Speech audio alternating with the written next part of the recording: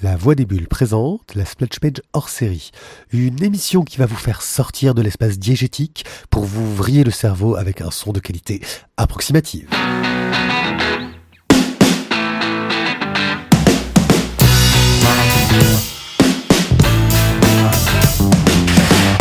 Nous avions déjà rencontré Vendry il y a quelques années pour une des interviews les plus longues qu'on ait jamais faites. Et là, pour les 11 ans, je me suis dit que ça serait plutôt cool de le recevoir à nouveau, voir comment ça va évoluer, revenir un peu sur toute l'histoire de sa maison d'édition. Mais cette fois-ci, j'avais décidé qu'on allait faire court. Et qu'on mettrait ça en fin de Splash Page, histoire de faire un petit bonus sympathique. On a fait plus court, mais on a quand même été pas loin des 1 heure. Alors, j'ai décidé que plutôt que de noyer cette émission au milieu d'autres invités, on allait en faire une émission un peu spéciale, un peu hors série, qui serait consacrée qu'à Vendry, car oui, Vendry, il lui faut une émission à lui tout seul. D'ailleurs, je me demande, Vendry devrait peut-être tenter de faire de la radio.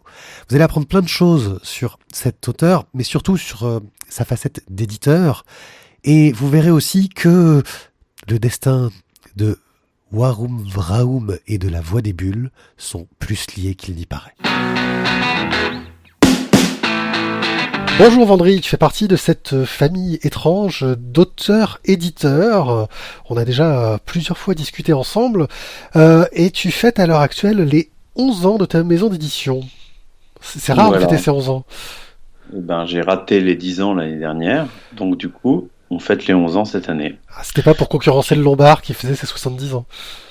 Non, c'était pour concurrencer personne, juste pour se dire c'est quand même pas mal en termes de longévité. Et puis effectivement, l'année dernière, j'ai pas eu du tout le temps de fêter quoi que ce soit, et puis j'étais assez c'était l'année charnière, l'année 2015. Du coup, on pouvait pas vraiment, j'avais pas de temps à distraire pour s'auto-congratuler. Du coup, on a fait ça en 2016 pour les 11 ans, et donc on a réédité 11 bouquins et on a fait une expo pour l'occasion. Ce qui était une bonne idée sur le papier, sauf que 11 bouquins plus les 15 nouveautés, ça fait que maintenant je suis épuisé et que j'attends la fin de cette année avec impatience. Donc les éditions, c'est Warum Vraum, je prononce bien ? C'est tout à fait ça. Warum pour la première, qui est la maison d'édition qui a réellement 11 ans, et Vraum est plus récent puisqu'on l'a fondé 3 ans après, en 2008. Voilà, Warum, c'était une maison d'édition qu'on a fondée avec un copain. On s'est mis éditeur pour se faire repérer comme auteur par les gros éditeurs, et ça n'a pas fonctionné du tout comme on voulait, puisqu'on s'est fait repérer comme éditeur par les auteurs. Et comme quand même, je crois que ton collègue c'était Benoît Pretzey, c'est ça ? Oui, c'était effectivement, puisqu'on n'est plus collègues au sein de Warum, mais effectivement, et Benoît effectivement travaille beaucoup pour Cornelius et puis bientôt pour Atraville là. Voilà, c'est pas, ça reste des éditeurs qui sont pas énormes non plus, qui sont pas des monstres en termes d'édition. Voilà. Moi, j'ai signé chez Delcourt tout de même, mais ça a été un one shot quoi. Ouais, un bon one shot qu'on avait critiqué d'ailleurs, que tu avais fait avec Annelise Nallin. Voilà. Exactement. Formidable Annelise Nallin, qui a beaucoup de talent. Voilà, même si elle s'est exilée de notre douce région marseillaise. Ouais, Lille, la pauvre. Ouais, c'est ça. Ça doit être dur. Enfin bon. En plus, je crois qu'elle aime. Ouais, c'est ça. Elle est bizarre. Oh. Ah. C'était une maison d'édition un peu bicéphale, justement, le fait d'avoir ce Warum et Vraum. On a l'impression qu'il y avait le côté Benoît Pretzey, un peu plus sérieux, et toi qui étais un peu le bout en train de la bande. C'était un côté volontaire C'était bicéphale dès le départ, puisque effectivement Benoît et moi on est quand même très très différents. On était camarades aux arts décoratifs, et la plupart, voire presque tous nos petits camarades des arts déco, quand ils ont appris qu'on se mettait ensemble pour monter une maison d'édition, c'était vraiment c'était le sel et le sucre qui se mettaient ensemble quoi. Et il y a juste un copain qui nous connaissait très bien tous les deux, pour qui ça c'est apparu comme une évidence, parce qu'on était tous les deux quand bien même très différents, très rigoureux, et avec un vrai désir de faire les choses à fond. Et pour lui, ça a été une évidence. Mais c'est bien une seule personne sur tous nos petits camarades. Et voilà, enfin, l'histoire est assez amusante parce que c'est vraiment parti d'un malentendu. C'est-à-dire que moi, je faisais ce qu'on appelle le freelance, hein, c'est-à-dire le chômage et dépression. On fait beaucoup de freelance à la sortie de l'école. Et au bout d'un an de ce régime-là, je suis allé rencontrer des gens parce que quand même pour trouver du boulot, c'est pas mal de rencontrer des gens, pas pour leur demander du taf, mais pour avoir des idées justement de ce qu'on peut faire. Moi, je rêvais de faire de la BD, mais c'était un rêve, j'en faisais pas vraiment, ou plus ou pas. Enfin, j'avais fait des micros maisons d'édition, Benoît aussi. On avait tous les deux micros vendus, nos petites autoprods qu'on tirait à 100 exemplaires pour lui, 200 ex pour moi. Qu'on vendait surtout à nos copains, mais c'était tout, quoi. Et du coup, j'ai rencontré un monsieur qui était éditeur, mais pas éditeur de BD, il était éditeur d'ouvrages religieux, catho, mais type passionné et passionnant, qui m'a expliqué un peu très rapidement tout le métier pendant un déjeuner en 1 heure. Et à la fin, il m'a dit ne fais jamais ça, c'est le métier du diable. Et une demi-heure après, j'ai rencontré Benoît qui m'a demandé qu'est-ce que tu fais l'an prochain, et je lui ai dit éditeur. Le métier du diable. Et voilà, le métier du diable, ça veut dire sympa. Et lui il m'a dit tiens moi aussi, qu'est-ce que tu veux faire? Donc j'ai parlé de 3 projets, le Moi Jeu d'Aude Picot, un projet à moi, le Atome de William. Je lui ai demandé par pure politesse qu'il voulait faire. Il voulait faire le Médée de Mélanie Berger, un truc à lui, et le Atome de William. Donc on voulait faire la même chose, et donc là je lui ai dit à la parisienne, faisons-le ensemble. Mais c'est ce qu'on appelle à la parisienne, c'est-à-dire que j'en pensais pas à un mot. Et lui, il est provincial, ce con, il a pris sérieusement, il s'est mis à m'appeler et tout, Ils j'étais sont emmerdé. cons, ces provinciaux. Et voilà. Et donc, du coup, c'est vraiment sur un pur malentendu, parce que lui m'a dit, oui, c'est bon, j'ai trouvé un local et tout, et moi, j'avais pas de boulot. Puis j'ai fait comme si c'était d'accord, comme si on allait y aller. J'ai trouvé un taf à ce moment-là, et puis voilà, on est parti, et donc on a sorti nos 4 premiers bouquins. Il y avait le Atome de William, le Moi Jeu d'Aude Picot, qui coup de bol est devenu notre best-seller. Alors, je suis très mauvais en chiffres, mais je crois qu'on doit être entre 20 et 25 000 exemplaires vendus de ce livre, qui est assez chouette. C'est joli, oui. Et un livre à moi et un livre de Benoît, qui était une BD dadaïste. Et voilà. Et puis moi, c'était le premier tome de Seul comme les pierres, qui était des strips d'humour minimalistes avec des ronds et des carrés qui se racontent des conneries. Voilà. Et donc, pour Varoum, c'était donc la ligne éditoriale, c'était le minimum de nos goûts en commun. Donc, il fallait que ça plaise à Benoît et il fallait que ça me plaise à moi. Ce qui était donc assez contraignant, mais en revanche, c'était très libre au niveau de ce qu'on pouvait mettre dans la bande dessinée. C'est-à-dire que pour nous, la BD, c'est un texte qui raconte avec de l'image, à condition que l'image ne soit jamais redondante du texte et inversement. C'est-à-dire que c'est pas de l'illustration, c'est pas un truc où si tu retires l'image, le texte fonctionne, ou si tu retires le texte, l'image fonctionne. Il faut Surtout vraiment qu'un des plus grosses, une de tes grosses fiertés, il me semble, est une bande dessinée sans texte. Et une bande dessinée sans texte, oui. Alors, c'est pas tout à fait sans texte. Hein. Oui. C'est mon chef-d'œuvre, mais On y reviendra dessus. J'ai pu faire 2 alphabets complets Oui. à partir en travaillant sur l'adaptation en français. Donc, c'est qu'il y a quand même pas mal de texte, tu vois. Si j'ai pu faire 2 alphabets complets, il y a de quoi faire. Et non, mais tu vois ce que je veux dire. On fait pas de l'illustration, quoi. Il s'agit vraiment de bande dessinée, mais entendu très largement. Tant qu'on a une narration en images successives et un texte qui te décrit pas exactement ce que te montre l'image. Voilà, donc on est parti là-dessus, et puis on avait deux collections, Civilisation et Décadence, sur lequel on travaillait tous les deux. Alors évidemment, on a facilement tendance à attribuer la collection Civilisation à Benoît et la collection Décadence à moi, parce qu'effectivement, dans le binôme, j'étais plus le rigolo commercial et Benoît le arty pointu du duo. Mais en fait, on bossait vraiment tous les deux, quoi. Et quand on dessinait un bouquin, il fallait que ça plaise aux deux. Et puis au bout de, enfin, le truc c'est que j'étais blogueur déjà, et j'ai commencé à rencontrer beaucoup de blogueurs puisque c'était la grande époque de la blogosphère qui déclenchait, et déchaînait les passions. Et au bout de 3 ans, j'avais vraiment envie de travailler avec certaines personnes, dont Monsieur le Chien. Et Benoît m'a dit, bah tu sais quoi, enfin, mais Benoît n'était pas très convaincu, ça l'intéressait pas de faire ça, mais il m'a dit, on n'a qu'à monter un deuxième label, ce sera toi qui le géreras entièrement, et là tu fais ce que tu veux là-dedans.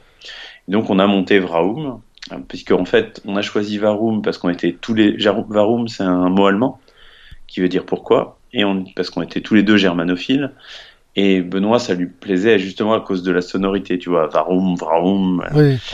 et moi ça me plaisait parce qu'il y a un W comme dans Vendry, donc ça faisait Varum, les éditions de Vendry, et donc c'était pas très honnête de ma part. Enfin, il faut dire, je l'ai bien niqué là-dessus. Et du coup, quand j'ai choisi le don de Vraum, je l'ai pris en hommage à lui parce que je m'étais trouvé assez indélicat. Donc du coup, voilà. Du coup, c'est toujours compliqué parce que les gens savent pas trop. Ils disent Vraum, Vraum, Vraum. Ils savent jamais comment le prononcer. Bon, bah voilà. Ouais. Les choses simples, c'est non. Ici, on n'est pas dans le simple. Euh, Justement, vous avez, enfin, au niveau de l'éditorial, vous avez déniché pas mal de talents. Alors, j'ai entendu une interview de toi il y a peu où tu disais que tu les as pas forcément découverts. Je pense par exemple à Bastien Vives, qui avait fait des trucs avant.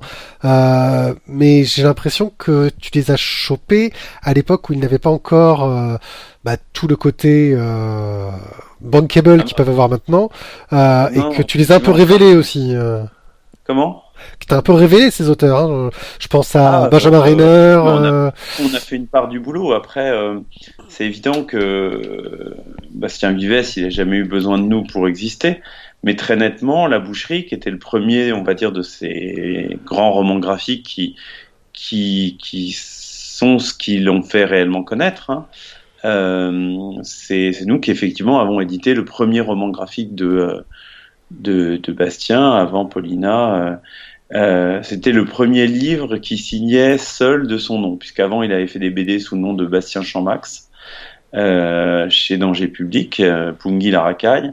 Il avait déjà fait 2 albums en collectif, hein, qui étaient Elle et comment ça s'appelle, et Hollywood Jam ou Hollywoodian, j'ai jamais su toujours très bien, qui est moi le truc qui m'a révélé Bastien. Et à ce moment-là, j'avais en stagiaire un très bon auteur qui s'appelle Saint-Jean. Ouais. Et Saint-Jean me dit, ah mais écoute, si t'aimes bien Bastien Vives, il a un projet sur le net qui traîne et personne veut le faire. Effectivement, son éditeur de chez Casterman lui avait dit, écoute, tu feras ça quand t'auras 40 ans. Je le remercie encore, hein, vraiment, c'est sympa. Oui, parce Faut que encore maintenant, nous envoyer des projets comme ça, hein, parce que maintenant merci. Hein. ces poubelles, Et, ces crobardes de poubelles à Bastien sont publiées, je crois. ouais, ça, sauf que ça mérite d'être publié, tu vois, c'est pas Oui, chez oui. OnePub où on publie tout ce qui sort et franchement la moitié devrait rester dans la poubelle. Non, là c'est vraiment super génial et effectivement, je pense que le mec s'en est bien mordu les couilles par la suite. D'ailleurs, effectivement, quand on a failli passer l'arme à gauche, il a été le premier à dire à Bastien, tu sais, ils vont bientôt mourir. Donc finalement, j'ai eu la tristesse de constater que son label avait été arrêté. Et bon, bah c'est comme ça, hein, c'est pas de chance. Voilà, voilà. Donc oui, donc pas mal d'auteurs que moi j'ai beaucoup apprécié. Hein. Donc il y a Haute Ah oui, Pico, il y a Benjamin on a de Rainer, vraie Monsieur le chance, Chien. c'est Aude Picot dans les 4 premiers bouquins. Qui a vraiment lancé Varum, puisque le moi-jeu a été vraiment c'était alors, enfin, j'aime pas trop parler de la BD féminine parce qu'on voit bien tout le côté un peu sexiste qu'il y a là, mais ce qui est sûr, c'est que Aude Picot a montré, en tout cas, à la BD qui existait, il pouvait y avoir autre chose dans la BD et que notamment les filles y avaient parfaitement leur place. Et elle a lancé plein de vocations chez des nanas qui sont lancées dans la BD Oui, surtout que sans c'était un dessin très minimaliste. voilà, avec un dessin très minimaliste, très inspiré manga aussi. Il y a beaucoup de choses. Puis elle a aussi décoincé pas mal de trucs. Elle a des choses assez intéressantes dans les transparences des personnages, avec tu sais des bras qui passent devant la tête du Oui, personnage et tu vois à travers le bras et c'est pas gênant du tout. enfin, il y avait déjà plein d'inventions dans son tout premier livre. Et non, la fille est très forte, hein. Après, elle a travaillé pour plein d'autres gens. Mais voilà, donc nous, on a eu ça, puis on a pu bosser effectivement avec plein d'auteurs qui sont maintenant très lancés. Et on est content. Enfin, il y a eu Benjamin Renner récemment qui a fait Le Grand Méchant Renard chez Delcourt, mais dont on avait fait 4 ans auparavant le bébé à livrer, qui reprend un peu les mêmes personnages. Enfin, Moi, j'avais découvert bref, il y a en toujours- édition web, d'ailleurs. il y a plein de personnages qui ont émergé et on a été sur leur trajectoire au tout début. Ce qui fait qu'effectivement, bah, du coup, ça donne une espèce de crédibilité. Mais enfin, et moi, je suis assez modeste là-dessus. Je pense que c'est pas nous qui avons fait ces gens-là. Ils auraient trouvé quelqu'un. Enfin, ce serait Enfin, il y avait fait quand sans même, nous, il quoi. y a quand même eu une volonté de découvrir des auteurs. Le principe Ah ouais, non, mais du bien sûr, parrainage de du toute prix façon, Révélation Blog, par exemple, à Angoulême. Donc, ouais, mais de toute pour rappel, façon, il y a il y eu avait un prix Révélation Blog pour révéler, donc ça a changé, maintenant c'est Révélation Line, donc pour révéler, découvrir de nouveaux auteurs. Et en gros, à la clé, il y avait une parution chez vous, quoi. Alors, il y a eu une possibilité de parution. Voilà. D'ailleurs, tous les auteurs l'ont pas utilisé. C'est bon, c'est leur choix. Oui, mais effectivement, si tu veux, à partir du moment où n'avait de toute façon assez peu de moyens, il était évident que c'était pas la peine d'aller se lancer, de faire exactement ce que faisaient les gros éditeurs, puisque ça aurait pas de sens, tu vois. Enfin, on se serait fait bouffer. Euh, et puis, donc, du coup, d'aller vers des choses différentes, dans lesquelles, bah, là, pour le coup, il y avait que nous, quoi. Enfin, il y avait que nous. Enfin, tu vois, dans la BD indé, il y avait bien sûr des choses qui existaient avant nous et qui font des choses très bien. Il y avait L'Assaut, il y a Cornelius, il y a Six Pieds Sous Terre, et Feu le Beleu. Enfin, voilà, il y avait plein de choses. Du coup, nous, enfin, je pense on a un peu gratté d'un côté qui était pas du tout vu même par ces structures, bah notamment, on a commencé tout de suite à travailler avec des gens, enfin assez vite avec des gens issus du blog, mais parce que moi j'étais blogueur, donc en fait c'était normal, tu vois. Enfin, je veux dire, il y a un moment en fait Il n'y quand avait t'es pas de dans la condescendance, génération il n'y avait d'auteurs, pas de... c'est plus facile d'avoir tout de suite accès aux auteurs parce que t'es de la même génération. Mhm. Et du coup, tu t'aperçois tout de suite que c'est chouette, t'as pas besoin qu'il y ait des articles pour te dire que c'est un phénomène, pour que tu le vois. Et moi, il y a des bouquins comme bah, la bande pas dessinée de Navo, que j'avais vu émerger via la Révélation Blog, effectivement, via ce concours qu'on a monté avec le pavillon Jeune Talent d'Angoulême. Et j'avais vu sortir donc la bande pas dessinée de Navo, et c'est seulement 2 ans après que je suis allé voir Navo en disant, bon écoute, si personne a vraiment l'intelligence de faire ce livre, moi je vais le faire. Et bon, bah, effectivement, c'était un truc à faire parce que quand bien même il n'y a aucun dessin, c'est très drôle, ça a très très bien fonctionné. Et puis quand par la suite Navo a signé la série Bref, puis bloqué, puis machin, il a prouvé que le mec était vraiment très très fort, T'as quoi. pas eu envie de faire Et Bref la BD? bon. Hein? T'as pas eu envie de faire Bref la BD? Euh, non, pas tellement. Je suis pas tellement dans la BD dérivée, dans le produit dérivé. C'est plus mon nouvel associé. Lui, J'allais y il a venir justement, demandé ça. j'étais en train de tendre la perche là, Ah ouais, non, justement. mais oui, Donc, lui, il m'a carrément demandé d'aller voir un petit peu. Et le problème, c'est que Navo, il m'a dit, écoute, le problème, c'est que si on fait bref la BD, on va y passer vraiment beaucoup de temps. Et c'est un temps qu'on pourrait faire, qu'on va plutôt consacrer à la télé, qui paie quand même vachement mieux que la BD. c'est clair. Et là, enfin, je pense que mon associé, qui pourtant était prêt à mettre les moyens, était pas au niveau par rapport à la télé, quoi. Donc pour en Euh, revenir là-dessus justement, donc en tant que petite maison d'édition soutenue un peu que par toi pendant un moment, là il y a eu des grandes difficultés et t'as été un peu sauvé par un nouvel associé qui est, si je me souviens bien de son nom, Moïse Kissous, c'est bien ça? Voilà, Je dis pas de bêtises. qui a la maison d'édition qui s'appelle Steinkiss, qui possède la maison plus connue qui s'appelle Jungle, avec qui je bossais, je faisais déjà de l'apport de projet. Alors il faut savoir que c'est pas Moïse qui m'a sauvé. Je veux dire, il y a eu 15 fois. En fait, on a eu plein on a eu plein d'occurrences où on a été sauvé. C'est le lot de la plupart des petites maisons d'édition. Et typiquement, tu vois, quand je suis parti à Berlin, je suis tombé sur ce livre devrait me permettre de ramener la paix au Proche-Orient, d'avoir mon diplôme et de trouver une femme, qui a Très très été bien. notre deuxième best-seller. Qui est très bien, Et mais dur à qui trouver en librairie. voilà. Faut- Comment? C'est dur de le demander en librairie, mais il est très très bien.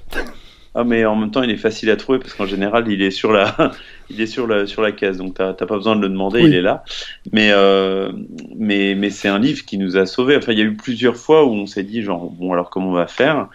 Et puis voilà, en fait, ce qui a changé, c'est qu'au bout de 7 8 ans, bon, je vivais à Berlin, ce qui me permettait, enfin, je commençais juste à me micro-payer, mais à Berlin, tu vis avec ça. En revanche, effectivement, tenir une maison d'édition à bout de bras pendant 7 8 ans, à un moment, tu t'y arrives plus.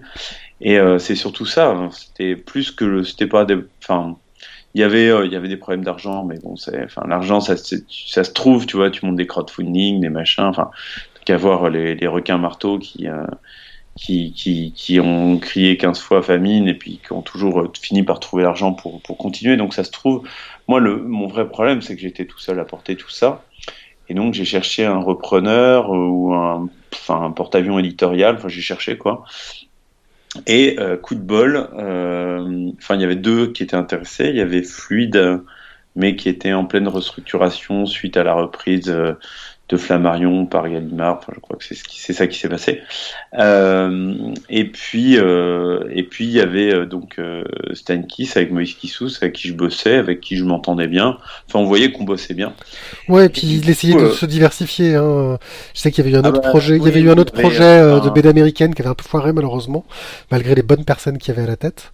ouais, Euh, et oui, effectivement, bah oui, c'est quelqu'un qui est très dans le projet, quoi. Il est lui-même a pas, lui, c'est ce qu'on appelle c'est un très bon publisher, c'est-à-dire que c'est un bon capitaine d'entreprise, c'est un très bon gérant comment on appelle ça, de grande, c'est un bon gérant de maison oui. d'édition.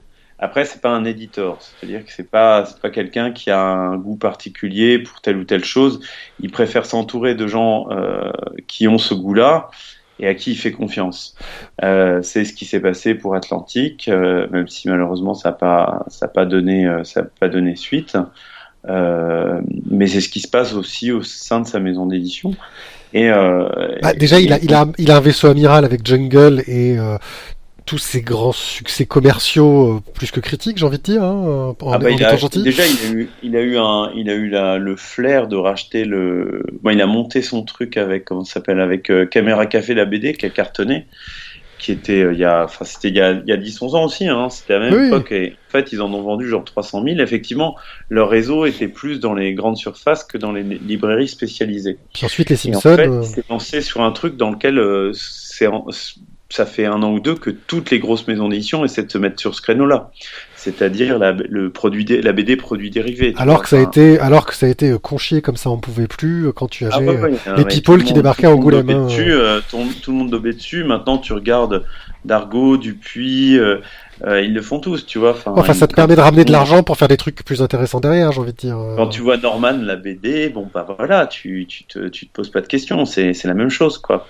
Et voilà, et donc là, par exemple, Jungle fait un truc qui fonctionne très fort, qui s'appelle Chica Vampiro. C'est une série de vampirettes. Et J'en ai vaguement qui entendu marche. parler. Ma fille est trop jeune encore, ça va. Ouais, mais t'as de la chance. Je peux te dire que Gilles Rochier, il a des filles qui sont en plein dans la cible et qui sont bien accrochées. Voilà, donc du coup, en fait, Moïse a racheté les parts de mes associés, puisque j'ai toujours eu des associés. Il y a Benoît qui avait quitté le navire il y a 6 ans, mais c'était des associés potes, ce qu'on appelle de la love money. Donc c'était des bons copains, mais qui connaissaient rien au business de l'édition. Et donc là, lui a racheté leur part, et donc moi j'ai rejoint le groupe. je suis rentré à Paris par la même occasion, ce dont je me réjouis fort car j'aime beaucoup, beaucoup, beaucoup cette ville. Alors je suis désolé de dire ça à des Marseillais, mais euh, Marseille est une très belle ville aussi, hein, que j'aime bien aussi par ailleurs. Mais après 4 ans à Berlin, je me suis surtout aperçu que j'étais toujours un Parisien dans l'âme, et à chaque fois que je rentrais, j'étais content. Et là, je peux dire que je suis très, très content d'être à Paris. Ce qui me permet aussi d'être un peu plus proche, on va dire, du lectorat, des libraires et des festivals. Et donc, du coup, voilà, j'ai rejoint le groupe. Ça a mis un peu de temps à se mettre en place, parce que moi, j'avais toujours travaillé à peu près tout seul. J'avais eu une assistante un temps, mais bon, voilà. Et donc là, je me retrouve au sein d'un groupe où il y a une quinzaine de personnes et où on me décharge de tous les trucs relous, c'est-à-dire pas mal l'administratif, le comptable, enfin des trucs dans lesquels je perdais un temps fou. Et effectivement, quand Varoum a besoin de sous, Varoum compte sur le groupe, peut compter sur le groupe pour faire une avance de trésorerie qu'on rembourse, ce qui nous permet, ce qui me permet à moi de me concentrer vraiment sur ce que j'aime, c'est-à-dire le suivi éditorial et le cover design. Du coup, je fais aussi un petit peu du cover design. Je continue de faire un peu des apports au groupe à côté, hein, pour ce qui est normal, ce qui fait partie du game. Mais voilà, et du coup, ça m'a aussi ouvert des portes, enfin des perspectives auxquelles j'avais jamais pensé, comme par exemple de l'achat de droits que j'avais jamais fait. Je faisais que du développement et de la création, et donc j'ai commencé à acheter des droits. En Allemagne, en Angleterre, aux États-Unis, parfois pour des créations, parfois juste pour des livres déjà édités, ce qui m'a permis de faire un Don Quichotte magnifique, L'Heure des Lames, qui est une tuerie et dont on va sortir le tome 2 en février, fin janvier-février. Et donc je suis très très content de cette expérience, hein, qui n'était pas gagné sur le papier, hein. Je dois avouer que j'ai eu du mal à y croire moi-même. Et puis voilà, et puis cette année à Angoulême, on a eu un prix qui était notre premier prix, qui était une espèce de reconnaissance, et qui au niveau pour Moïse, pour le groupe, c'était quand même effectivement un bon retour sur investissement, puisqu'en termes d'image, c'était quand même pas mal, quoi. Donc ce Voilà. prix-là, ça a été pour Water Son. Alors Vater und Fatin, Sohn, voilà, excuse-moi, je hein, suis pas du tout c'est allemand. germanophile. Je suis pas du tout Voilà. germanophile, donc là, je plaide coupable. Vater, hein, le V se prononce F, hein. D'accord. Vater und Sohn, qui est un chef-d'œuvre de la BD allemande, qui n'en a pas produit beaucoup, hein, parce que la BD allemande n'est pas très développée, mais il se trouve qu'entre 34 et 37, il y a un caricaturiste allemand, Erich Hauser, qui n'avait plus le droit de travailler parce qu'il avait fait des caricatures anti-nazis, et qui a gagné un concours organisé par la Gazette illustrée berlinoise pour faire des strips de BD. Un strip hebdomadaire. Et il a obtenu une dérogation parce que les gens de la Gazette illustrée berlinoise étaient assez proches du pouvoir. Et donc, il a eu le droit de faire ça, mais sous pseudo et à condition d'utiliser aucune référence politique. Et il a fait un chef-d'œuvre d'humour et d'amour avec les histoires muettes de ce père et de son fils qui font 100 000 blagues et qui ont des aventures et qui sont d'une imagination mais incroyable. Puis c'est très drôle, c'est très très moderne en termes de découpage. Et donc évidemment c'était inconnu en France puisque de 34 à 37 on n'achetait pas du matériel allemand et puis après 45 encore moins. Mais en Allemagne c'était multiplement édité. Or j'ai vécu 4 ans à Berlin et j'arrêtais pas de voir Vater und Sohn, tu vois. Et à chaque fois j'étais là, putain, ce serait tellement, mais c'était un rêve, c'était un fantasme. Et en fait je suis rentré en France toujours avec cette idée-là et il y a 2 ans c'est tombé dans le domaine public. J'ai racheté le matériel. J'ai nettoyé le matériel, j'ai fait vraiment un gros boulot parce que c'était mis en page n'importe comment. Ils avaient mis ils avaient ajouté, mais déjà à l'époque, des petits chiffres dans les cases pour savoir dans quel ordre lire les cases. Tu vois le genre. Oui, mais c'était ce qui se faisait. Euh, Ouais. Pourtant, ouais, déjà les années 30, ça se faisait plus trop déjà. Non, effectivement, mais c'était pas un pays ils étaient pas proches de la source, quoi. Et, euh, et donc du coup, puis ça avait jamais été nettoyé. Les originaux ayant été détruits pendant la guerre suite à un bombardement, ils avaient scanné depuis les journaux, donc tu voyais parfois, tu sais, des traces de pliage qu'avaient. Enfin, donc tu vois, enfin normalement tous les traits sont finis, et puis il y avait de temps en temps, tu voyais qu'il y avait il manquait un morceau de doigt, et bah, ils avaient jamais pris l'initiative de compléter les dessins, et en plus il y avait tout vectorisé, donc du coup il y avait encore un petit flottement dans le trait, et j'ai passé des mois à corriger ça, puisque c'est 300 pages, tu vois, Bon mais le pavé. livre est magnifique, enfin, j'ai vraiment tout choisi, j'ai rien laissé au hasard, et quand il est sorti, j'ai dit, bon ben voilà, on sera en sélection à Angoulême en catégorie patrimoine avec ce livre. Et puis quand j'ai vu la sélection, je fais et on va gagner. Et comme j'avais envie de faire le con sur scène, j'ai dit et si on gagne et on va gagner, je monterai sur scène avec un ghetto blaster et je danserai sur Beyoncé. Et tu l'as gagné pour Donc, de vrai et pour 2 fois en plus. alors oui, c'est ça, puisqu'en C'est plus il y a eu ce couac. cette malheureuse, cette fausse bonne idée par le présentateur, Richard Guettet, qui est pourtant un type formidable et plein d'humour, mais qui a eu une bonne idée, mais très mal appliquée, et qui a créé un On en a gros parlé. malaise, disons-le, Oui. puisqu'il a remis des faux prix à des vrais nominés, et que les gens n'ont pas compris, et y compris moi-même. Hein. Moi, j'étais nominé. Et j'ai eu nominé au faux prix et au vrai prix, et j'ai eu des deux, et je peux dire que quand on a compris qu'en fait c'était pas pour de vrai, il y a eu un grand genre oula, qu'est-ce qui se passe? Et, J'imagine, oui. et voilà. Mais bon, en tout cas pour moi ça s'est bien terminé puisque j'ai fini sur scène à faire le con. Et donc j'étais vraiment très content. Mais effectivement, il y a beaucoup de gens qui ont été très très déçus. Le pauvre Richard qui pensait vraiment pas faire de mal, ça lui a un peu pété à la Je gueule. pense que c'est parce qu'on se rend pas forcément compte de la précarité et de l'importance que peut y avoir un prix pour un petit éditeur. Oui, Euh, c'est pour un petit éditeur, et puis pour un auteur qui vit qui voit pas beaucoup de gens, qui machin. Puis en plus, il y avait aussi des éditeurs qui étaient au loin, enfin des auteurs qui étaient américains, avec des éditeurs qui sont allés un peu trop vite pour envoyer le SMS en disant c'est bon, tu l'as, et puis qu'après là on dit en fait tu l'as pas, c'était une blague. Ce qui, ça la fout bien. mais ça fout un peu les nerfs, quoi. Donc voilà. Mais vraiment après, enfin, s'il n'y aurait pas eu ce doute, c'était une idée excellente. Ils avaient fait une remise des prix en 7 minutes, c'est-à-dire en enlevant tous les blabla et tout. C'était très drôle. Et même par la suite, le reste de la présentation a été très drôle. Mais bon, évidemment, le pauvre Richard a pris très cher, hein, et il a fait un très courageux mea culpa Oui, quelques jours après.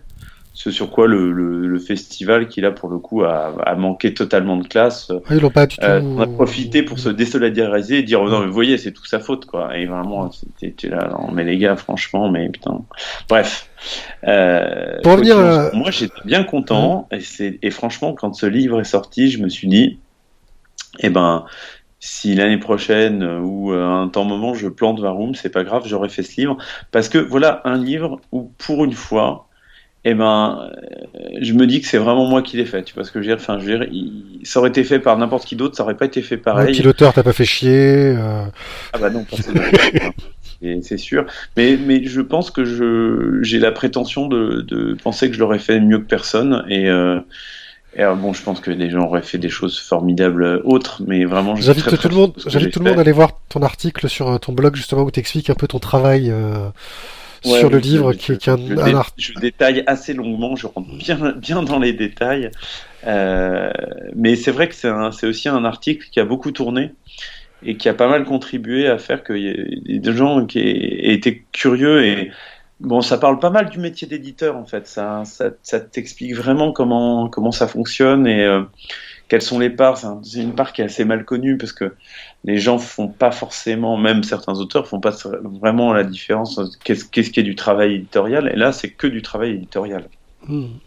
C'est-à-dire il y a un choix de papier, il y a un choix de format, un choix de couverture, un choix de dos, des choix graphiques, des choix typographiques, des choix de traduction, et j'explique vraiment tout, donc bon, c'est long. C'est vraiment passionnant. Voilà, Voilà, je te le dis. on a essayé d'être intéressant, disons. Euh, Voilà, donc en fait, voilà, ce livre, mais Fater Unzone, il faut le lire. C'est un livre qu'il faut avoir chez soi. Et en plus, c'est un livre qui se lit dès 6 ans, quoi. C'est vraiment, c'est un livre pour toute la famille, quoi. Ça, vraiment, tu peux les mettre entre les mains d'un enfant. Tu déclenches des éclats de rire et tous les. Enfin, moi, j'ai plein de potes qui se l'ont acheté pour eux, qui se l'ont fait piquer par leurs gosses, qui ont commencé à le mettre en couleur, tu vois. Bon. Voilà. Je suis très content. Et pourquoi tu l'as pas fait, toi, de le mettre en couleur, franchement? Mais j'y pense, figure-toi. J'y pense un Sérieusement? petit peu. Enfin, moi, j'ai tendance à penser qu'il y a pas besoin. Enfin, d'une part, Oui, il n'y a voilà, pas c'est besoin, ça. même pour les enfants. Mais j'y pense justement pour faire. En fait, je pense à faire un objet plus léger pour les enfants. Parce qu'en fait, c'est plus ça que moi qui me gêne. C'est pas l'absence de couleur. Même si on le fait, on le fera sûrement avec de la couleur. C'est plus le fait que l'objet est lourd et peu maniable pour des enfants.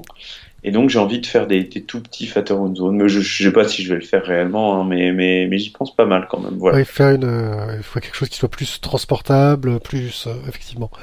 Peu, Euh, peu parlant, de trucs, un truc qui se lit vite, quoi. Ouais. parlant de choix éditoriaux, justement, pendant très longtemps, sur tes couvertures, il y avait une petite voiture rouge qui, il me semble, a disparu. C'est quoi cette Ouais, parce histoire? qu'en fait, longtemps, en fait, alors, je fais beaucoup de cover design et c'est ma grande passion, c'est le truc que je préfère.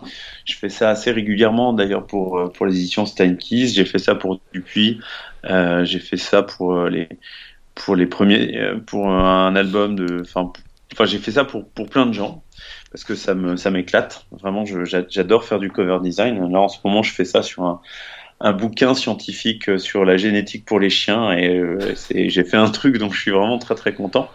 J'ai fait ça, enfin vraiment le cover design ça m'éclate et il y a un truc qui est très énervant enfin surtout dans la BD où pendant longtemps ça a été moche. Là ça a vraiment beaucoup changé, c'est hyper intéressant, c'est que les couvertures mais même chez les grosses maisons d'édition commencent à devenir vraiment très chouettes quoi. Euh, mais il y a un truc qui a une petite pollution, hein. Alors il y a souvent la grosse pollution, c'était la multiplication des typos. Donc alors là, si tu voyais des horreurs, les spécialistes étaient quand même Delcourt et Soleil qui te mettaient des typos toutes plus laides les unes que les autres. Là actuellement, malheureusement, c'est Futuropolis qui a vraiment. Alors, le directeur artistique, c'est Didier Gonor qui a fait des choses très très chouettes une époque. Mais là, franchement, toutes les couvertures de Futuropolis avec des 4 typos différentes, stratégiquement posées au mauvais endroit, là où ça vibre, c'est terrible. Mais en dehors de ça, où c'est pire, en général, il y a plutôt du mieux dans la bande dessinée. Et moi, il y avait un truc que j'avais repéré, c'est que franchement, le logo, c'était un peu chiant, quoi. Et donc, j'avais décidé d'enlever le logo et de mettre pour Vraum juste une petite voiture rouge planquée. Et j'ai fait ça pendant 5 ans. Et en fait, je suis obligé de confesser que c'était une mauvaise idée. Parce que du coup, les gens ne savaient pas que ces livres étaient faits chez Vraum et pensaient qu'ils étaient. Enfin, ben voilà. Oui, il n'y avait Et pas du de coup, on marque avait vraiment un éditoriale. problème d'image de marque, c'est qu'on ne repérait pas nos livres, on ne repérait pas la maison d'édition. Et même si effectivement, de temps en temps, l'éditeur doit un peu s'effacer, c'est aussi assez important que le lecteur sache repérer la maison d'édition parce que ça permet de l'emmener vers d'autres trucs. Et donc, du coup, j'ai renoncé à cette idée qui disait qu'une tranche rouge plus une petite voiture rouge suffirait. Bah non, ça ne suffit pas. Et du coup, j'ai arrêté ça. Mais sur les 30-40 premiers bouquins de Vraum, il n'y a pas de logo sur la couverture, mais il y a une petite voiture rouge planquée. C'était une bonne idée, mais malheureusement, c'était pas une idée efficace, donc j'ai arrêté. Ok. Donc là, en fait, les 11 ans de la maison d'édition, il y a eu une réédition des 11 titres phares. C'est quoi comme... Est-ce que c'est Léon Phare? Non, parce que il y a eu un choix, si tu veux. Il y a pas, il y a eu des livres, il y a des livres qu'on a réédités parce que bon, enfin, il y a quelques titres phares, tu vois, La Boucherie, ce livre devrait me permettre. Ça, oui. Il y a eu quelques titres qui étaient en rupture ou en passe de lettres. que je trouvais intéressant, comme La Casa qui vient de sortir de Victor Hugo, ou Les Amandes Vertes qui avaient effectivement en plus gagné des prix en leur temps. Et puis il y a des livres qui étaient en rupture et qu'on avait envie de revoir. Enfin, il y a eu aussi qui va sortir Oralie, qu'on va renommer en Ozinc, qui avait été aussi en sélection à Angoulême. Très très bel album, premier livre de Pierre Place. Voilà, il y avait des livres qui étaient en rupture. Puis il y a Fernand l'Ours Blanc que ça fait vraiment plaisir de revoir. C'est pour ces chutes pleines de bon esprit. Voilà, l'idée c'était de changer la forme du livre, faire des bouquins plus beaux, plus chouettes, et puis leur redonner une nouvelle visibilité, parce qu'il faut se rappeler que quand même pendant 6 ans, 7 ans, on a été chez un petit distributeur qui s'appelle Macassar, qui est très sympa, mais bon, dont le réseau de distribution était un peu limité. Ce qui fait que nos livres ont une visibilité très très limitée. C'est-à-dire que bon, nos mises en place étaient plutôt à 600, 700, voire moins. Et du coup, c'était un peu problématique.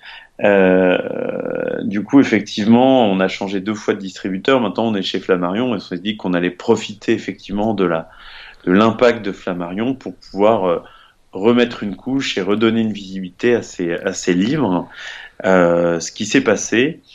Et c'était très chouette. Après, ce dont je me rendais pas compte, c'est que ces rééditions telles que je les ai conçues, c'était plus de boulot. Enfin, c'était comme un nouveau livre, quoi. Du coup, ça, plus les 15 nouveautés, enfin, qui sont réduits à un peu moins à 13 nouveautés, mais du coup, j'ai fait 28 bouquins cette année et je suis épuisé, quoi. C'est-à-dire que effectivement, je bosse quasiment seul. Et là, donc, fausse bonne idée. Et bon, quand même très content d'avoir fait ça. Oui, et puis une expo apparemment qui est pas très facile non plus. C'était une expo donc sur une péniche où il n'y avait pas de planche originale. Ça, c'est très important. Ça, c'est un truc vraiment, je milite farouchement contre les expos BD où on te montre juste des planches originales. Je trouve que ça n'a absolument aucun intérêt. C'est comme si tu faisais une expo sur une voiture, puis tu montes pas la voiture, tu montes juste des pièces détachées. Bon, franchement, si c'est voir qu'un auteur il met du blanco sur sa planche, c'est super, c'est vraiment très intéressant. Et franchement, on s'en fout, quoi. Ce qui me paraissait plus intéressant, c'était de traiter l'univers étendu d'un album, quoi, de traiter tout ce qui peut être sur les côtés. Et du coup, j'ai proposé aux auteurs de faire cette expo spéciale origine où on aurait montré tous les livres, puisqu'en fait c'est ça l'idée, on a montré le maximum de livres et j'ai demandé aux auteurs de produire des pièces ou de me confier des pièces, disons aux limites de leur album. Donc il y avait des toys, il y a eu des costumes de personnages tirés des albums, il y a eu des disques, il y a eu alors parfois c'était complètement fake. Parfois c'était des choses vraies, donc il y a eu le fameux jeu Coup d'un soir qui existe réellement. Il y a eu les quelques prix qu'on a gagnés, dont les trucs d'or de Lyon BD. Il y avait quelques peintures, mais des très grandes peintures, hein. Il y avait une originale de Loïc Sécheresse qui fait 1,50 m sur 1 mètre, un truc comme ça. Beau format, ouais. Tout à l'aquarelle, incroyable. On avait Beignet qui nous avait passé une peinture originelle de la couverture de Santiago, mais qui est même chose, truc fait comment on appelle ça, c'est de l'huile ou de la gouache. Oui, c'est une gouache, mais d'une beauté incroyable. On avait des faux portraits, des flyers, des fausses pubs. On voyait Fernand l'Ours Blanc sur un paquet de céréales. Enfin, bref, on avait des Big Jim Ultimex, puis des dés, des jeux vidéo, enfin vraiment plein de trucs. Ce qui faisait que tu avais une espèce, donc tu avais la péniche qui est une très grande péniche des années 30, Et sur les murs de la péniche et dans des vitrines, tu avais tous les éléments qu'on avait produits pour l'occasion. Et de tous ces éléments partaient des lignes, des scotch, des fils qui ramenaient sur les tables du milieu où tu trouvais les livres. Donc en fait, quand tu regardais quelque chose et que tu savais pas d'où ça venait, tu suivais la ligne et ça te ramenait au livre. Et c'était hyper chouette. C'était très très bien. Ça n'a pas duré très longtemps. Ça a duré 5 jours parce qu'on me prêtait le lieu. Donc moi j'étais déjà bien content. Ouais, c'est clair. Et mais ça a eu un bon petit succès. Et du coup, on devrait le reproduire à Lyon pour Lyon BD. Faut qu'on trouve un lieu, mais on devrait. Et puis l'idée c'est d'essayer de la faire tourner s'il y a d'autres gens qui sont intéressés, quoi. Mais voilà, donc on sait au moins qu'a priori ça ira à Lyon pour Lyon BD. Ok. Bon, après 11 ans, pour les 11 prochaines années, t'as quelques projets? Alors, ouf. Alors oui, j'ai quelques projets. J'ai quelques projets. Bon, d'abord j'ai des projets perso parce qu'en fait, on l'a pas précisé, mais même si je suis surtout éditeur, je continue un peu à être auteur. Donc là, par exemple, j'ai un nouveau jeu qui est dans les tubes.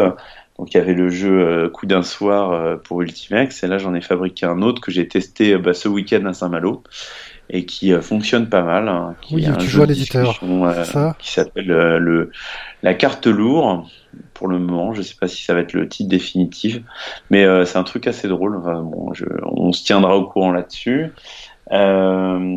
Qu'est-ce qu'il y a d'autre qui arrive? Bon, enfin, coup de chance, on a signé donc la trilogie de l'Heure des Lames, qui est un truc absolument génial, avec cet auteur qui s'appelle Rob Davis, qui avait fait le Don Quichotte qu'on avait déjà édité. On commence aussi à travailler avec des auteurs qui sont pas des jeunes auteurs qu'on révèle, mais des auteurs qui sont déjà connus et reconnus. On sort en janvier un superbe roman graphique de Daniel Cazenave au dessin et Gilles Rochier au scénario, avec un scénario incroyable. Un livre qui s'appelle Tu sais ce qu'on raconte et qui est super génial. Et ça, c'est vraiment.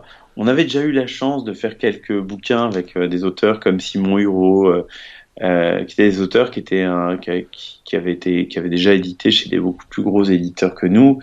Mais là, on commence à travailler avec des gens qui ont vraiment une dimension. On commence aussi à faire des projets un peu plus ambitieux où on trouve un scénario, on va trouver le dessinateur, ce que j'avais jamais trop fait avant. Euh, J'essaie un peu de limiter sur tout ce qui est achat de droits à l'étranger, parce qu'en fait, c'est un peu frustrant de travailler de faire. Enfin, j'aime bien faire du packaging. Donc, le packaging, c'est le cover design, le choix du papier, le choix du livre, le machin, puis bon, un peu la traduction et tout.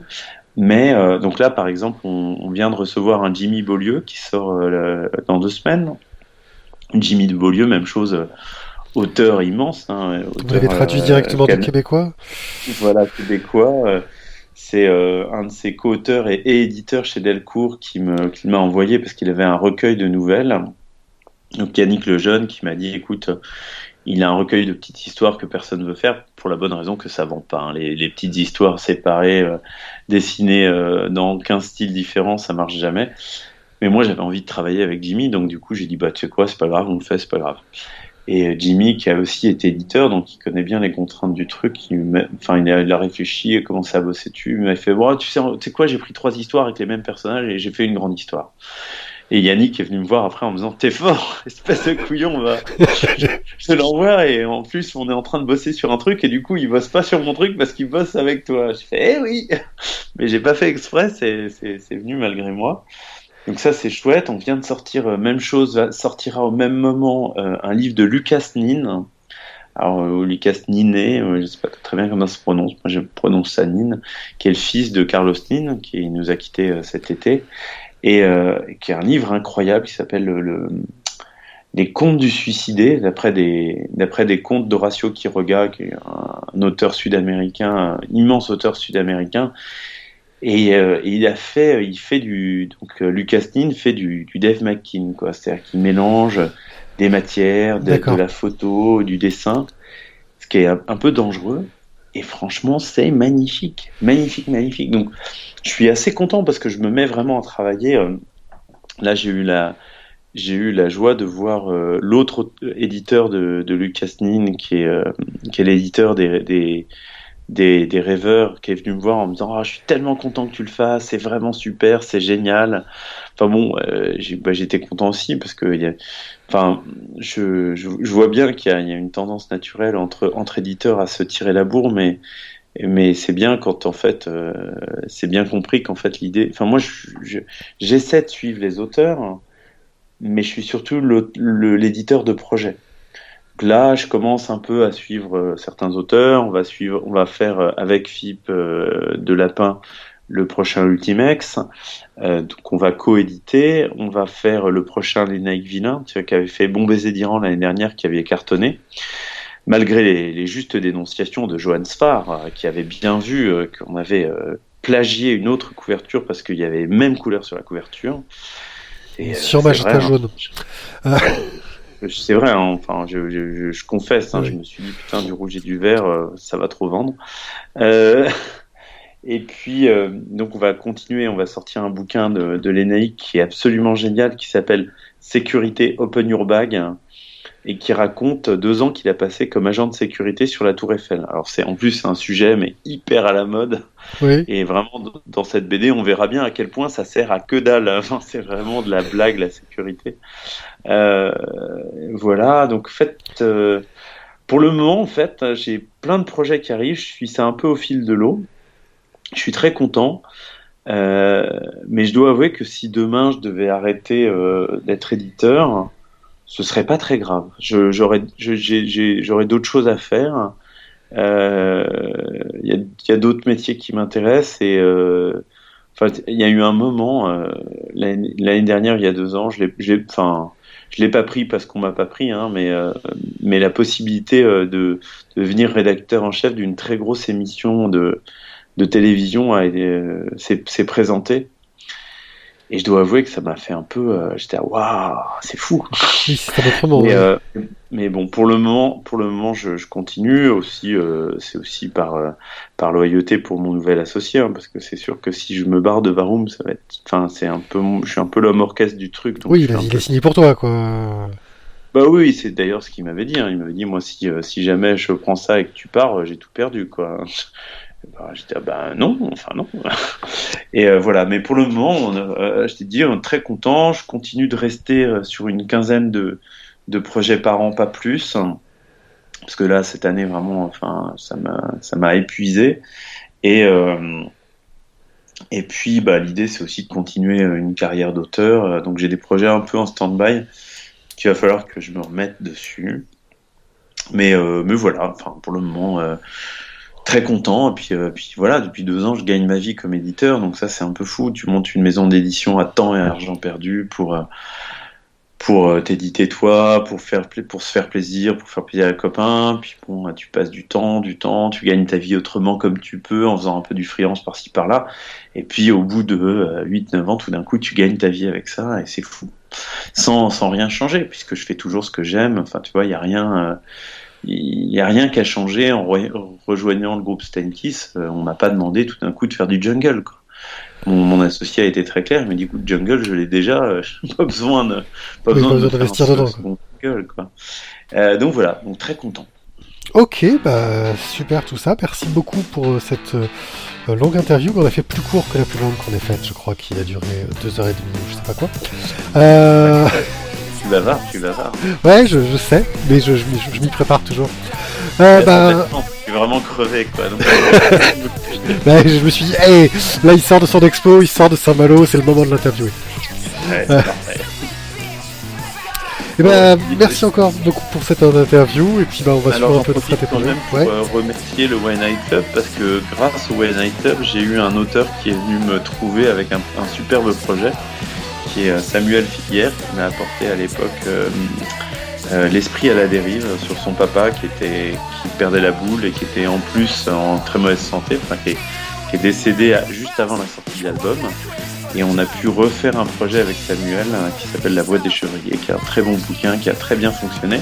Et c'est donc grâce au One Night Club Samuel est tombé là-dessus, il trouvait pas d'éditeur pour ce projet, il s'est dit bah tiens peut-être ce gars, c'est celui où je parlais justement de la reprise il y a 2 ans quoi. Donc merci. Merci, ça nous fait surtout plaisir de voir que grâce à notre émission, on arrive à mettre en contact les auteurs et les éditeurs. J'aurais pas cru qu'on aurait pu faire ce genre de choses, mais ça nous fait plaisir aussi. Voilà, bonne continuation et puis on se tient au courant pour la suite.